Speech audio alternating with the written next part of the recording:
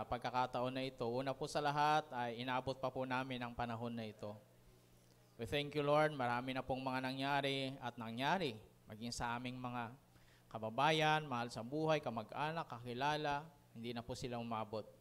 But we thank you so much, Lord, for your protection, guidance. Meron mga struggle kaming pinagdaanan, sakit, pwedeng disgrasya. Lord, thank you. Iningatan mo kami. Sa mga sakit, pinagaling mo kami. Lord, thank you sa mga instrument, katulad ng gamot o ano pa mang iba na nakakatulong. But we believe, Lord, ang healing, ang kagalingan ay galing sa inyo. Kaya marami pong salamat. Maging din po sa kalakasan. We thank you so much, Lord, sa provision mo sa araw-araw naming pangangailangan. Lord, thank you pagkat pangako mo that you will supply all our needs according to your riches in glory in Christ Jesus. Lord, minsan may mga struggle, ngunit salamat po sa mga magitan na mga struggle, mga hamon, pagsubok na aming napagdadaanan, na experience. Lord, tinuturuan mo kaming lalong magtiwala sa inyo. Patawad po kung minsan nagtitiwala po kami sa aming sariling idea, karunungan, kalakasan, o kung anong meron kami sa aming mga negosyo, trabaho, magulang, o mga means of income na nagagamit mo. Lord, na dapat kami pa rin kami magtitiwala. Sa iyo pa rin po kami magtitiwala sa inyo. Dahil ikaw ang pinagmumulan ng lahat. Patawad po kung minsan nakakalimot po kami. At lalo na, minsan, minima namin sa hindi, nag-aalinlangan po kami sa inyo. Lord, in time of crisis, minsan parang naisip namin, nadadaya kami ng kaaway. Nariyan ka ba? May magagawa ka ba? But we thank you so much. Kahit sa mga ganong attitude, kaisipan, damdamin na meron kami, salamat po, Panginoon. Salamat, Ama. Inuunawa mo po kami at nauunawaan mo kami. Thank you, Lord. Naunawaan mo ang aming mga kahinaan. Minsan hindi maunawaan ng ibang tao. Pero ikaw ang higit na nakakakilala sa amin, nakakaalam. Kaya ngayong hapon, sinusuko namin ang aming mga sarili sa inyo. Lord, continue to mold us, make us. You are the potter, we are the clay. Continue to mold us, Lord, according to your will, according to your calling, purpose.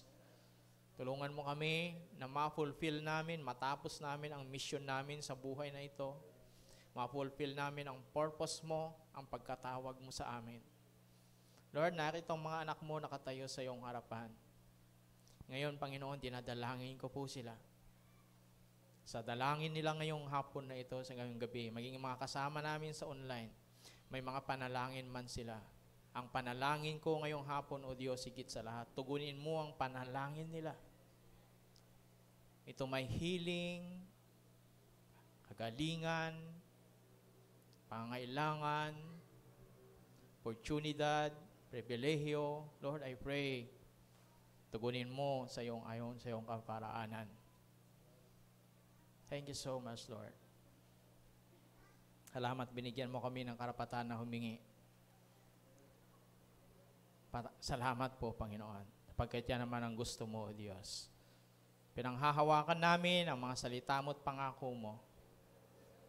Sabi mo, if we ask, we receive. Kung kami hihingi, kami tatanggap. Kami maghahanap, kami makakasumpong. Kami kakatok iyong pagbubuksan. Sa pagkatok ngayon ng mga anak mo, pagbuksan mo po sila ayon sa salita mo, Panginoon. We thank you, Lord, pagkat ikaw ang nagsabi, mas madali pang mawala ang langit at lupa, pero ang iyong mga salita mananatili. Mga salita mo, magaganap kung anong nais mo. Kaya ngayon nga po, Panginoon, ang aming babasahin, pag-aaralan ngayong hapon ang mga salita mo, magbibigay sa amin ng spiritual na pagkain. Lord, thank you so much, Lord. Fill our emptiness. Kung mayroon ka nakikita, Panginoon, nakakulangan sa puso namin, puspusin mo at punuin mo, Panginoon. Palain mo ang iyong mga anak na ito, maging din po, Diyos, sa mga kasama namin sa online. Sa pangalan ni Jesus. Amen. Isang palakpak sa isang mabuti na Diyos. Thank you, Lord. Sige, pwede na tayo makaupo. So, ngayong umaga, ngayong gabi, siyempre, dahil December, ay haligaga na tayo sa mga iniisip kung anong ating mga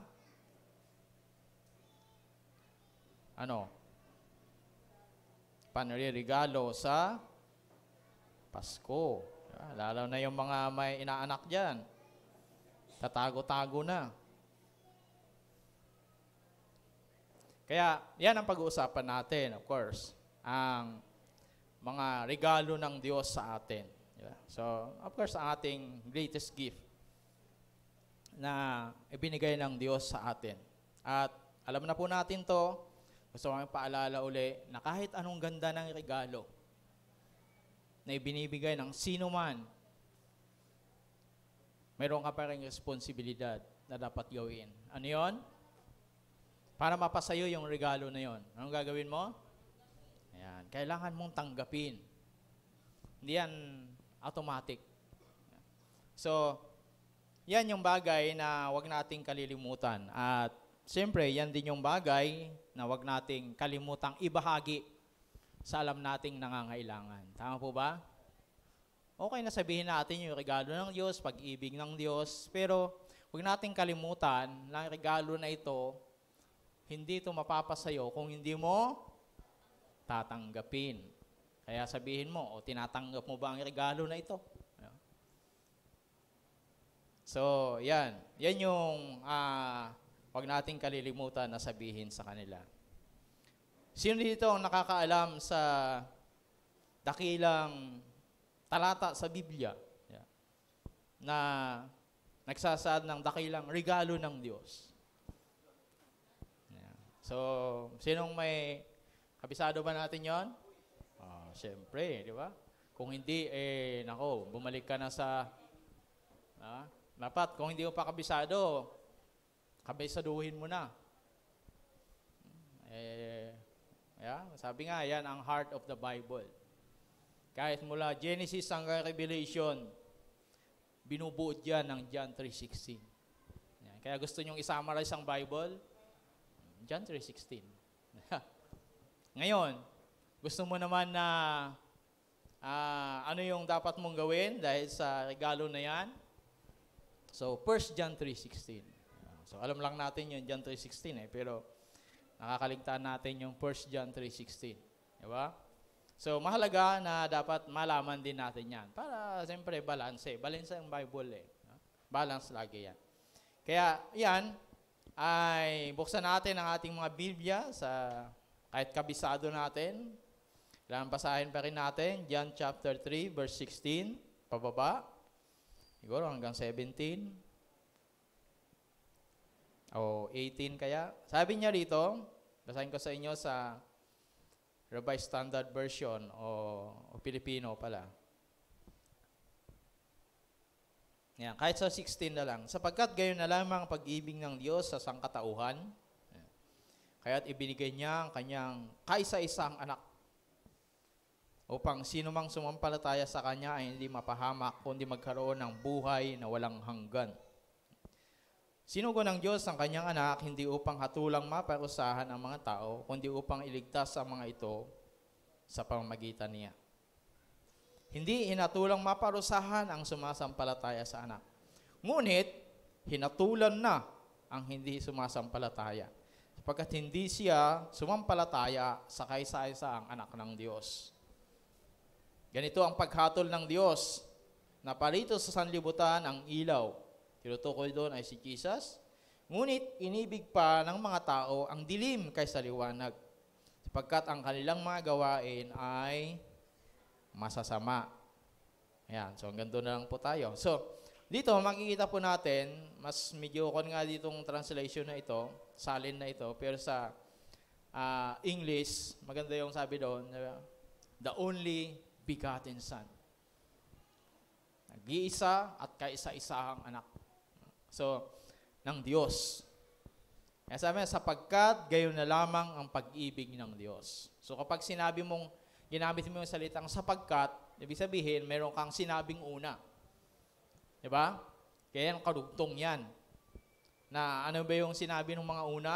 Yan, yung mga sinabi niya. Yung kaligtasan, alam natin ang issue dito, ang konteksto dito, ay yung pag-uusap ni Jesus at saka ni Nicodemo. Tama ba?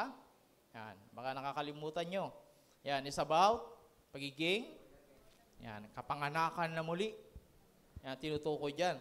At kailangan maipanganak na muli, ganyan, etc., etc. And then, yun, sinabi ni Jesus dito na kailangan mo ng kapanganakang muli. At sa pamamaraan nito, ginamit niyang halimbawa yung ginawa ni Moises noon sa ilang. Alam niyo ba yun? Yung tinaas niya yung serpent, ano ba yun? Yung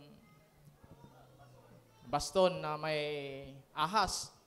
Diba? Alam niyo yung kwento yun na minsan ang mga Israelita nag-complain sila, nagalit ang Diyos, nagpadala siya ng makamandag na ahas. At maraming namatay.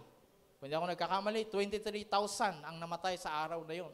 Dahil sa tuklaw ng kamandag na ahas. Kaya si Moises ay nag-intercede, siyempre, siyang leader na magitan at nanalangin sa Panginoon at binigyan siya ng instruction. At ang sabi niya, o sige, gumawa ka ng anyong ahas, ilagay mo doon, at ang sino mang titingin doon, sabi niya ay hindi mamamatay, gagaling.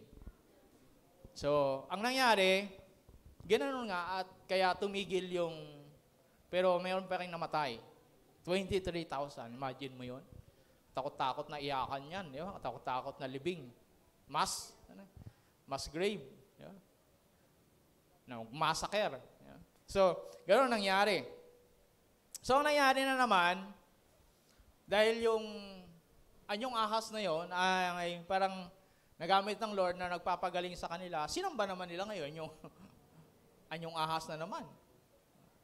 So, gano'n nangyari. Pero, ginamit yun ni Jesus, sabi niya, gano'n ang mangyayari sa anak ng tao. So, ang sino mang titingin doon, sabi niya, ay makakaranas ng kaligtasan. Ayan yung binabanggit ni Jesus. At paano mangyari yon? Dahil sa pag-ibig ng Diyos. Tama? Noon, kaya nangyari yung sumpa na yon, yung salot na yon sa kanila, because nagalit ang Diyos sa kanila dahil sila yung mga reklamador. Wala nang nakita kundi yung hindi maganda na hindi nila na-appreciate yung ginagawa ng Panginoon. Diba? Miracle after miracle, araw-araw. Sa gabi ay cloud of fire, sa araw naman ay diba? Naglililim sa kanila yung cloud. So, hindi nila na-appreciate. Marami pang bagay. Kaya tayo ganun din. Kaya tayo masyadong marami reklamo minsan dahil di na natin nakikita yung mga magaganda. Lagi nating hinahanap yung mga di magaganda. Siyempre, depende sa hinahanap yan eh. Kaya nga sabi ni Matthew 7:7, di ba? Ang naghahanap ay mga kasumpong. So, anong hinahanap mo? Yun ang susumpungan mo. Kaya hinahanap mo hindi maganda, yun ang mahanapan mo. So, hinahanap mo ay away, nako, sa tondo pa. Makakahanap ka. So, ganun yun. Nahanap mo kapayapaan, pagkakasundo, yan, depende sa hinahanap. So, ganun ang nangyari. At dito, ay, para mangyari yon, ibinigay ng Diyos ang kanyang bugtong na anak o kaisa-isang anak, sabi niya rito. Dahil sa, anong dahilan? Dahil sa pag-ibig niya. Sa sangkatauhan. O sa sanlibutan. Yung sanlibutan na binabanggit yon, ito yung sangkatauhan. Ektos. Dahil sa kanyang pag-ibig, kaya binigay niya yung kanyang bugtong na anak. Tandaan natin niya na dahil sa kanyang pag-ibig. Hindi dahil tayo ay karapat-dapat. Kundi dahil sa kanyang pag-ibig. Kaya, dahil doon, ito yung sinasabi natin. Kahit ibinigay yan, regalo yan, alam natin yan, pero kailangan kang tumingin, at di lang basta tumingin, kailangan kang maniwala. Kasi marami namang may alam na si Jesus ay namatay, tama ba? Lalo na sa atin sa Pilipinas, alam natin yan. Kasi Holy Week, dini-celebrate yan. So kahit hindi mga Kristiyano, alam nila yun. Ang problema, naniniwala ka ba doon? Yun ang tanong, di ba? Doon sa bagay na yan. Kaya kahit alam mo, kung hindi ka naniniwala, hindi mo tinatanggap, hindi mo kinikilala, walang epekto yun. Kaya mahalaga na wag nating kalimutan yun. Kaya yan yung greatest key na ibinigay sa atin. Kaya kung titignan natin sa Isaiah, yung gift na ito, ang sabi niya, Counselor, Prince of Peace. No? So, yan yung maranasan natin. Kahit doon sa kapanganakan ni Jesus, nakita ng mga tao, yung the wise men, yung tala, morning star. Kaya nga, si Jesus ang totoong morning star, hindi si Satanas. Kasi morning star din siya. Ginagaya, pero si Jesus talaga. At nung makita nila yon, sabi doon, napuspos sila ng kagalakan nung nakita nila yung sanggol sa sabsaban. Imbis na maawa. Kaiba talaga no?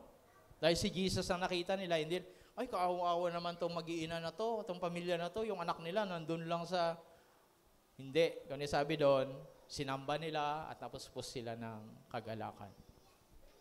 So yan ang bunga. Kapag natagpuan mo, tinanggap mo, pinaniwalaan mo yung greatest gift, yung dakilang regalo.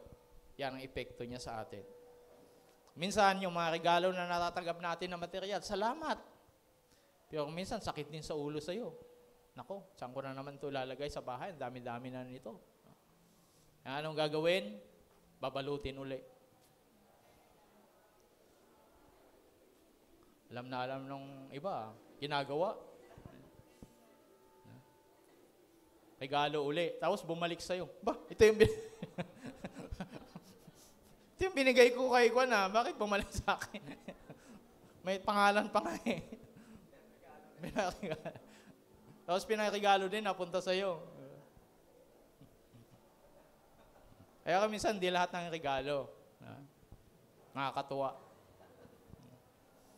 Kaya, pero minsan depende sa nagbibigay.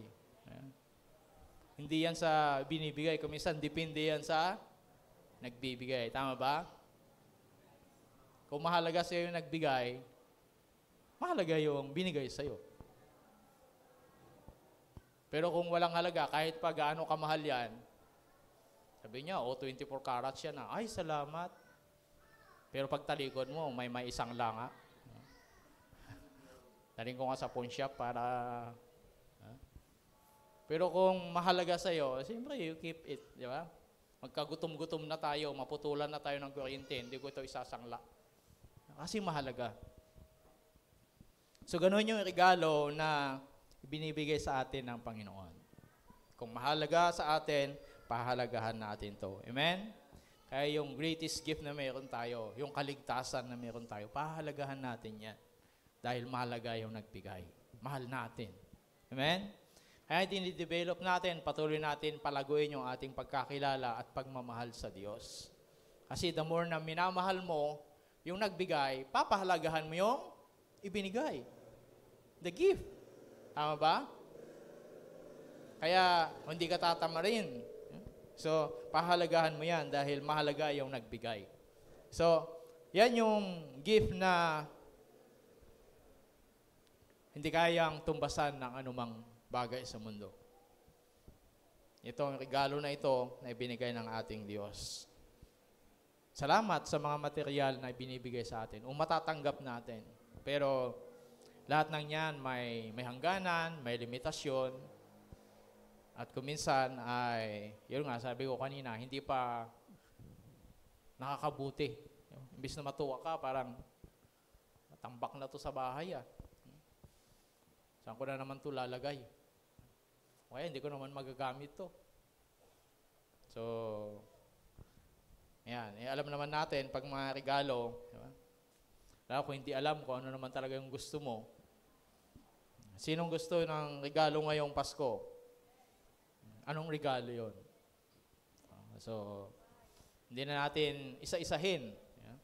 Pero, pwede niyong sabihin sa alam niyong magbibigay ng regalo. Pero dito, sabi niya,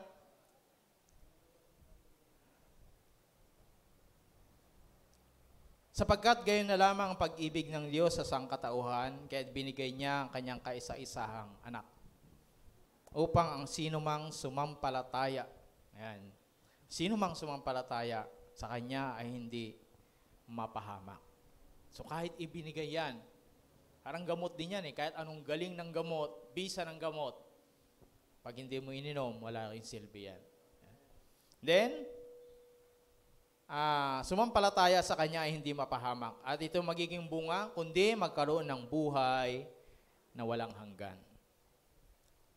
Kaya ganito ang sabi niya, sinugo ng Diyos ang Kanyang anak, hindi upang hatulang maparusahan ang mga tao, kundi upang iligtas ang mga ito sa pamamagitan niya.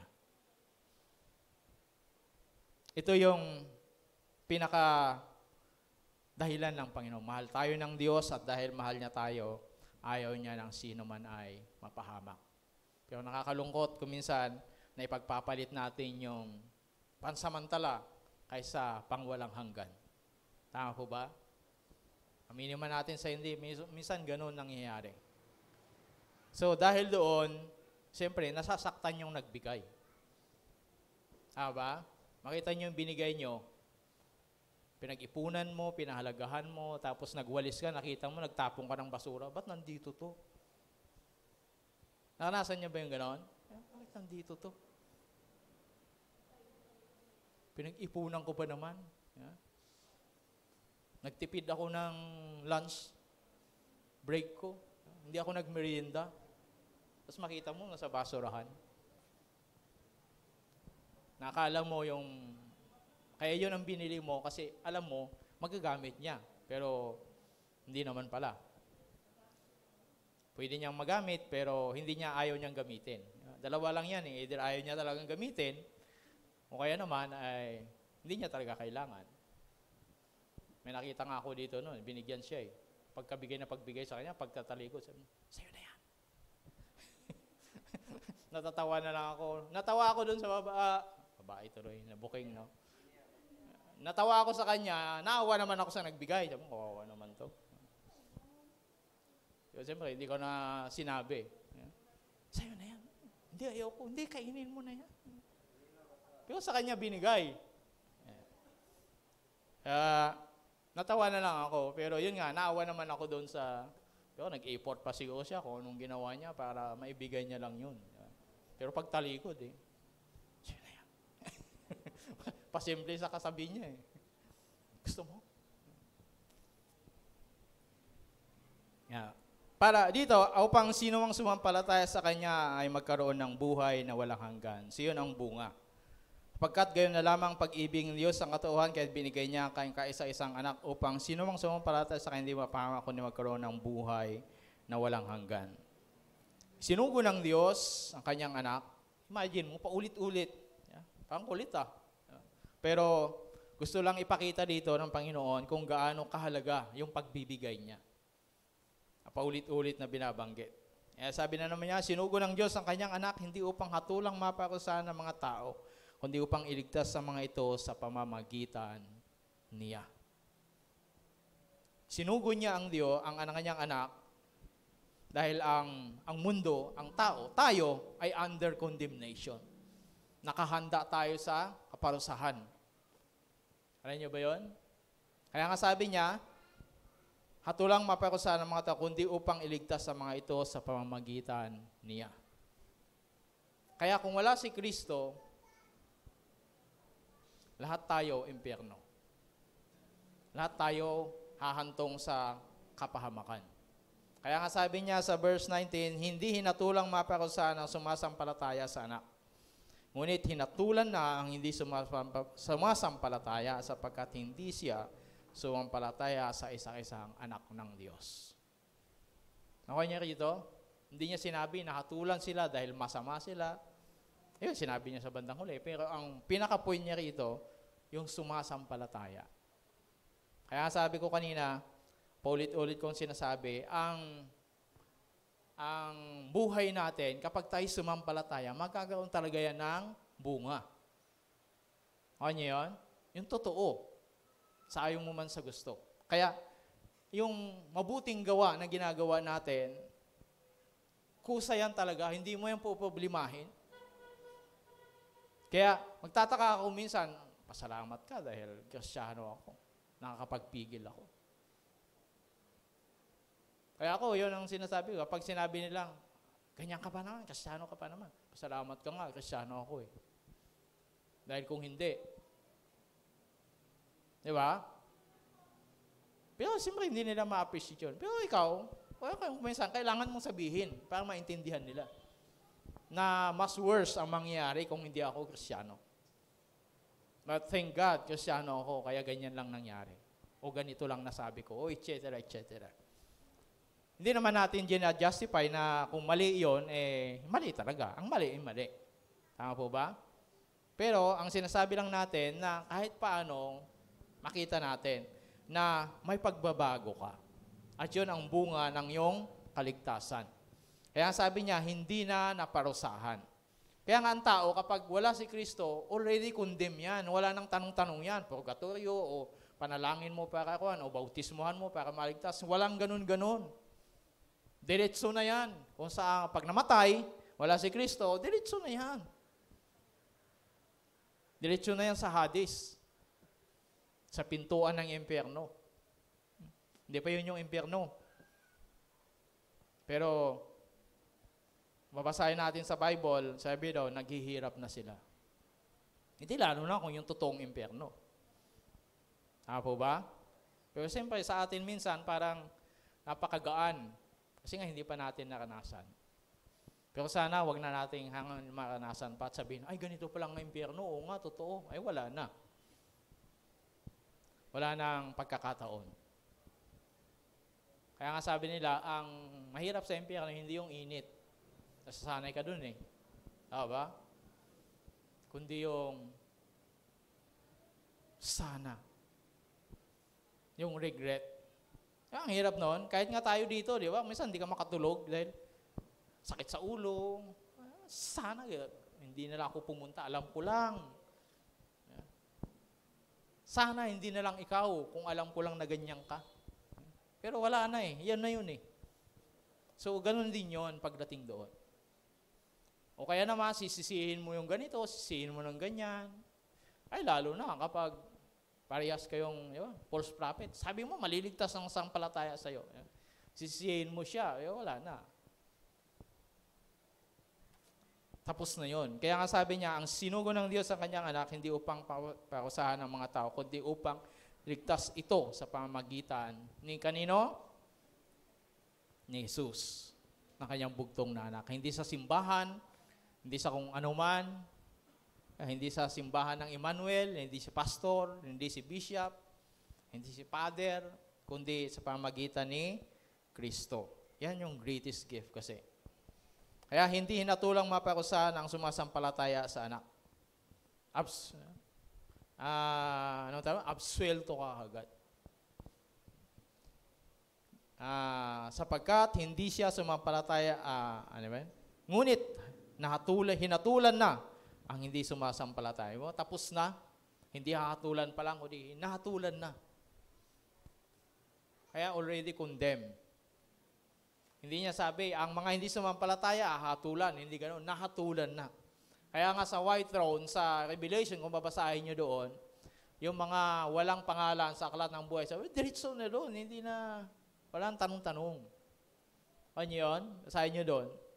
Lahat ng wala sa pangalan, lahat ng walang pangalan sa aklat ng buhay, diretso na doon. Wala nang tanong-tanong. Kasi nga, you're already condemned. Condemned ka na. Kaya nga yung iba, hanggang ngayon pinagtatalunan pa, anong edad ba ang talagang alam na yung tama at mali?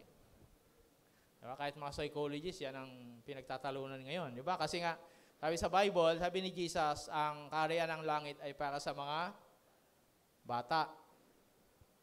Kaya ang tanong, hanggang saan ba yung bata? Hanggang kailan edad ba? Yung masasabi mong, bata pa yan. Inosente pa yan. Kaya nga kahit sa rapture, ang sabi doon, basahin niyo sa Matthew, sabi doon, kawawa sa mga nagdadalang tao. Nagdadalang tao. Buntis, sabihin na natin. Sa mga buntis. Siguro, hindi naman malinaw na sinabi doon, pero ini-imagine ko, siguro nga, yung bata biglang, diba, nanganak na ako, ba't nawala na yung anak ko? Diba, biglang na-rapture. We don't know, hindi natin alam, pero na-imagine ko lang, parang ganun siguro. Kaya sabi niya, kawawa sa mga buntis o tao, nagdadalang tao. Bigla ka na lang, ewan ko, nagaganon-ganon ka siguro, honey, dahan-dahan na, makanganak ka na bukas, biglang, nawala. Ay, naiwan yung mag-asawa, yung anak lang na-rapture. Na-rapture, saan yung anak mo? Mababaliw ka niyan, di ba? Nanay ka. Ano nangyari? Kaya sabi ni Jesus, kawawa. Siguro, possible na gano'n. Akin lang ini-imagine ko lang, possible na gano'n ang mangyari. Kasi nga, yung mga bata, innocent, di ba? Para sa kaharian ng Diyos. Siguro yung iba, nagpapadede. Lampin na lang natira. So, pwedeng mangyaring gano'n. Kaya nga sabi ng isang komentarista, sabi niya, lahat ng mga istasyon, TV, radyo, magiging abala. Mga pulis, sa kakahanap. Kaya magkakaroon talaga ng chaos. And then, magkakaroon ng kapayapaan. At sabihin nila, ito na yata yun. May realization. So, lalabas naman ngayon, magi-intervene na. Lalabas na ang tunay na anyo ni Satanas, the Antichrist. Sabihin niya, I am the peace kayo, ako magbibigay sa inyo ng kapayapaan. Puro kapayapaan, pagkakaisa ang sasabihin niya. Ngayon pa nga lang kaya yung tinatawag na economical na religion, di totoo, hindi ganun ang religion. Yung, di ba, kalimutan natin ang hindi natin magkasundo tayo sa isa. Hindi ganun. Di ba, inaumpisan ngayon yan. Isang grupo na gumagawa ng Bible. Hindi ko nababanggitin. Yun, halo-halo, economical unity yan. May Muslim, may iba-iba. So, basta magkasundo tayo sa isa. Anong pagkakasunduan yon, di ba? Gagawa tayo ng isang kasunduan. So, maliban doon, wala na. Sasantabi na natin lahat. Ang salvation by grace, ang salvation by work, di ba? O et cetera, wala na yon. So, ganun yon. Di ba? So, ibig sabihin, compromising yon. Hindi yan ang totoong unity. Pero alam nyo, Satanas, dahil tuso siya, ganun ang gagawin niya. Kaya ang mga tao, maniniwala. Kasi imagine mo na pagkaisa niya, pero maling pagkakaisa. Bigyan ko kayo ng example na hindi lahat ng pagkakaisa ay tama. Maalala nyo ba yung Tower of Babel? Diba? They are united, one language. Kaya dapat iisang lingwahe natin. Dali nating magkakasundo. Totoo naman yun, di ba? Para magkaintindihan tayo, isang lingwahe. Pero hindi yun kasi ang gusto ng Diyos ng pagkakaisa. So, hindi lahat ng pagkakaisa ay tama. Tama? Ayan. Kaya, ganun ang gagawin ng Antichrist. Kakaroon na matinding kaguluhan, tapos magkakaroon ng kapayapaan. Hindi, wala na. Hindi na natin mahanapan. Yan, sabihin nila, ito na siguro yung rapture na sinasabi ng mga born again noon na tinatawanan natin. Ito na siguro sinabi ng kumari ko. Ito na siguro sinabi ng... And then, yan, lalabas naman si Antichrist. At yun, pagkakaisahin niya.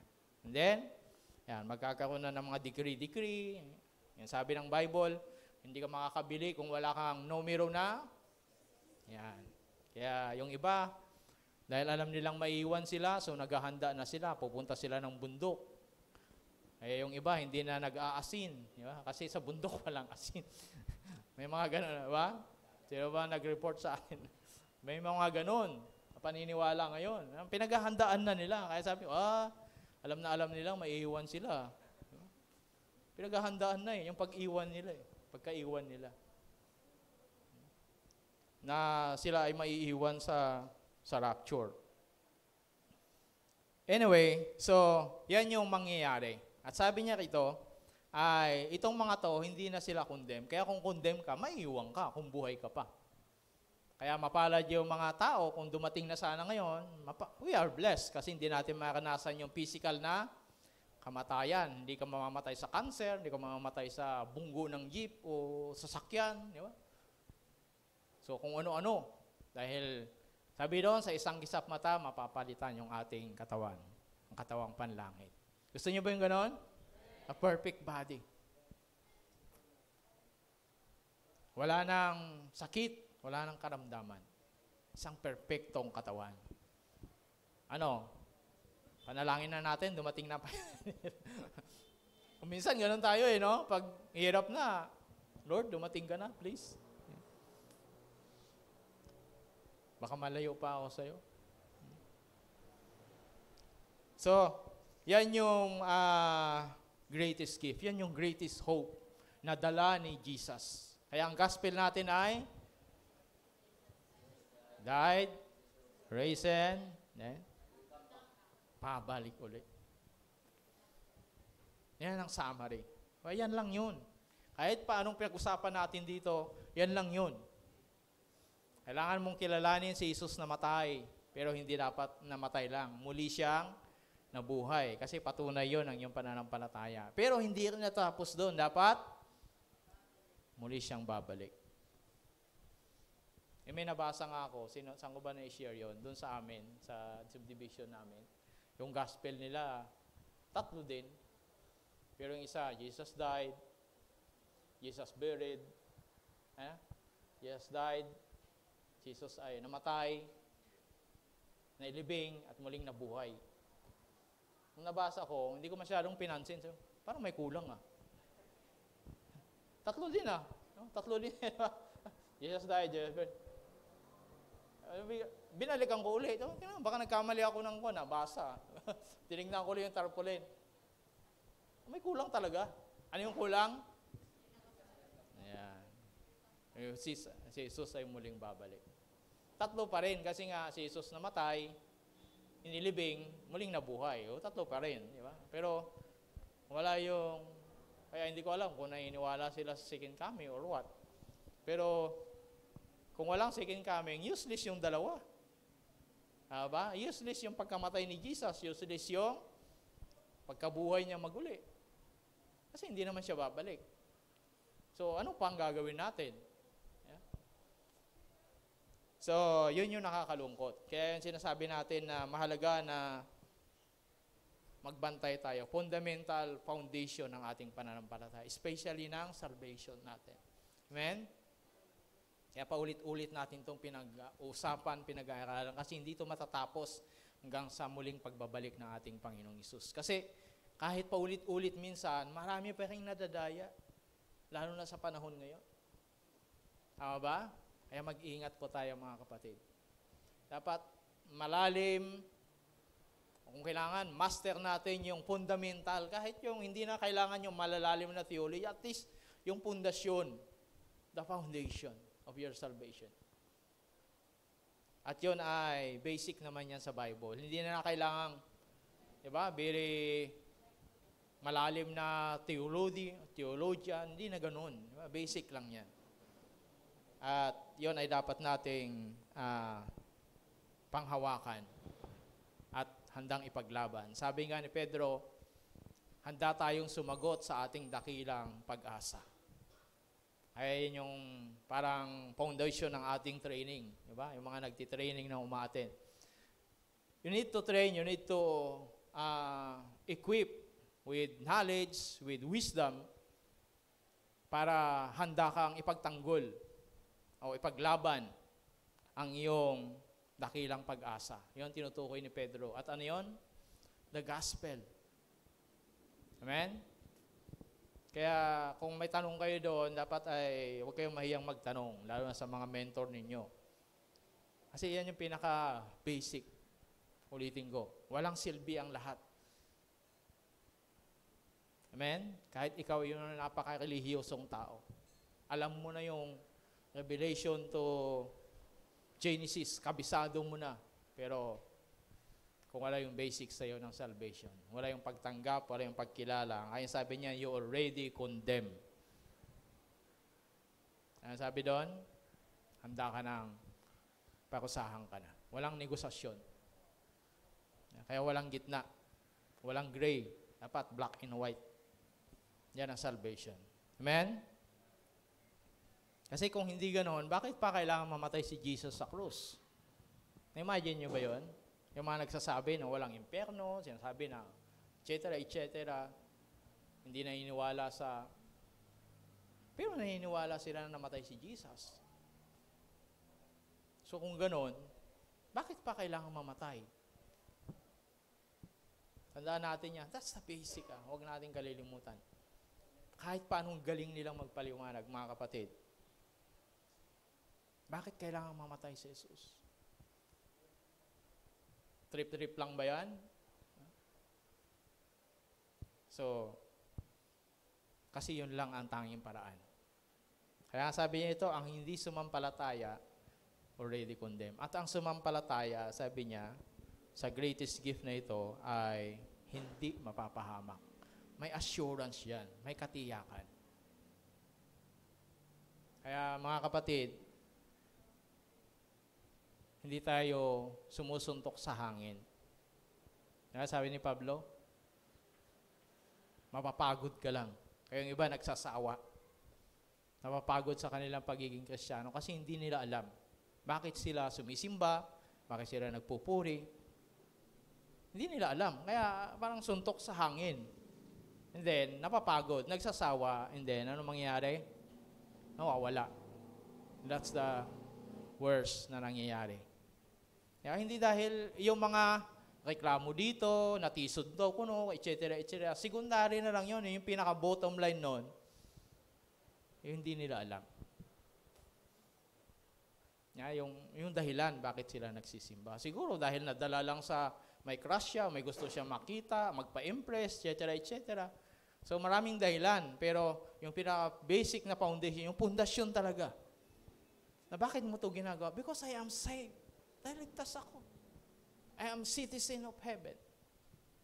Amen? Kaya tayo may dual citizen. Pero kung may dual citizen ka dito, di triple citizen ka. Di ba sa Pilipinas, pwedeng magkaganon-ganon? Kapag citizen ka ng US, pwede ka pa rin mag-apply ng citizen. Kaya nagkaroon ng dual citizen yung iba.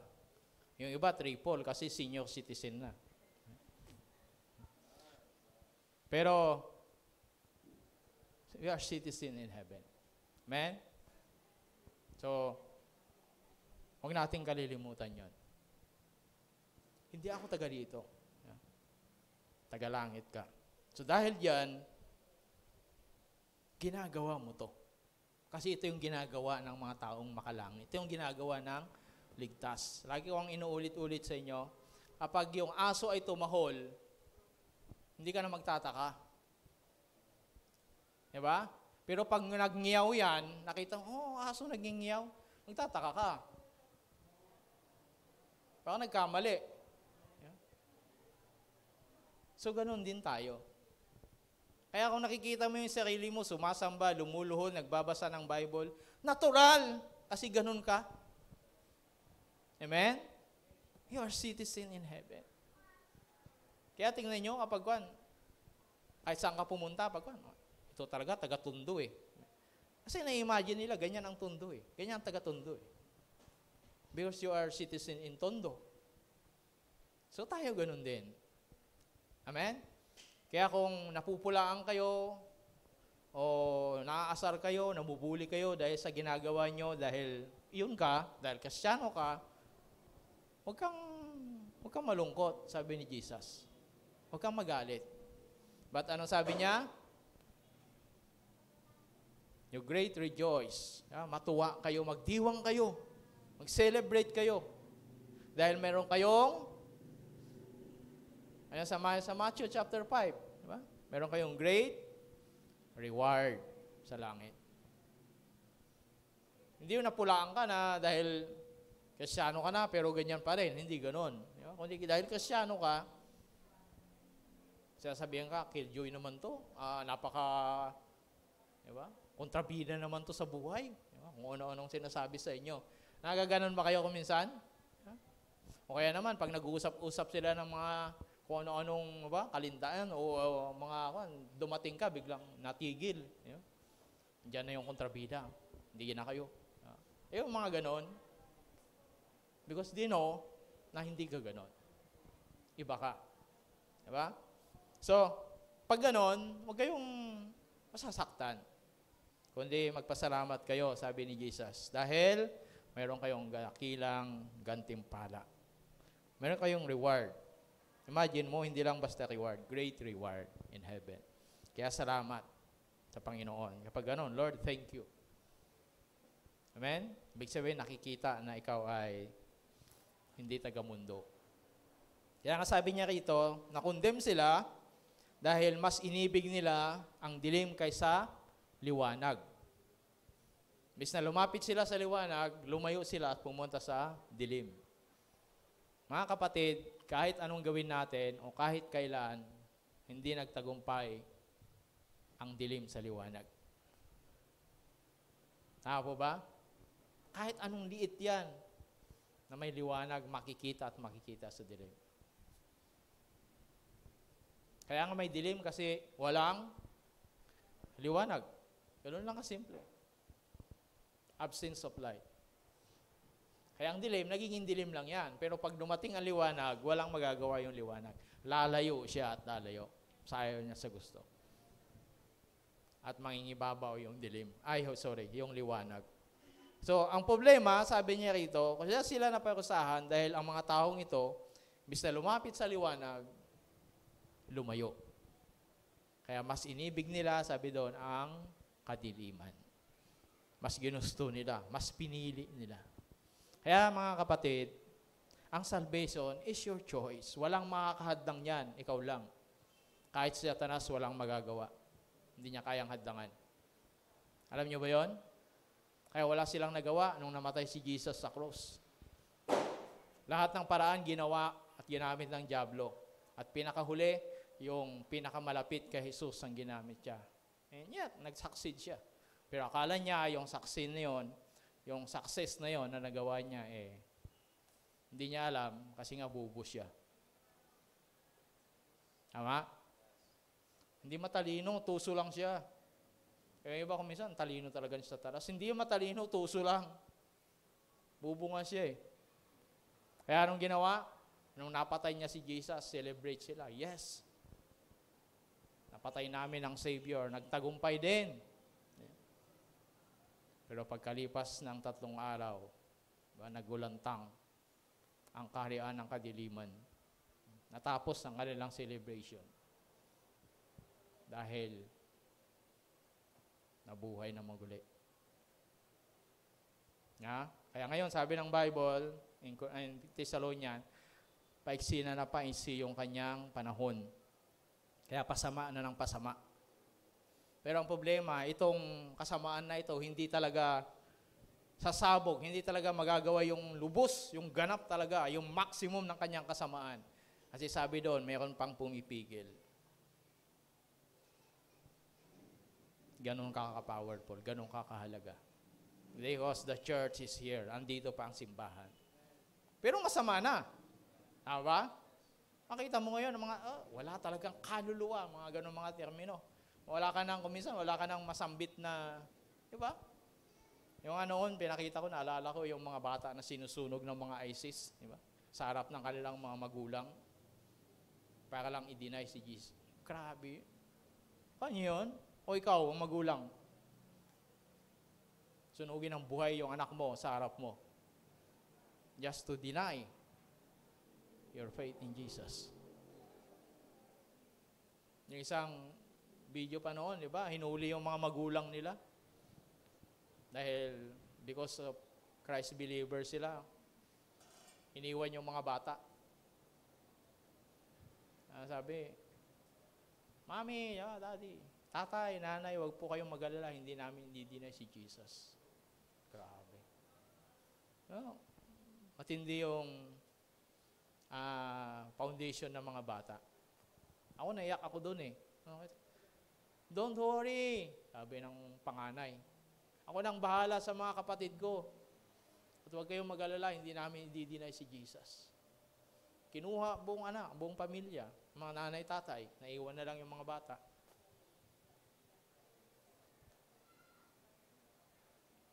Pero alam natin, pansamantala lang naman yan. Tama ba? But thank God, salamat sa Panginoon, hindi tayo dumating sa ganong punto. na kailangan maranasan natin. Itapon pataas yung bata at sasaluhin ng bayoneta sa harap mo. Just to deny Jesus. Thank God. At sana wag nang mangyari. Amen? Para sabihin natin, mapatunayan at we are a true believer in Christ. Yung mga simpleng bagay lang na challenge sa araw-araw natin is enough, diba, para patunayan natin. Kaya salamat sa greatest gift. Palakpakan po natin. Yan. At dahil dyan ay may communion tayo, di ba? Yan.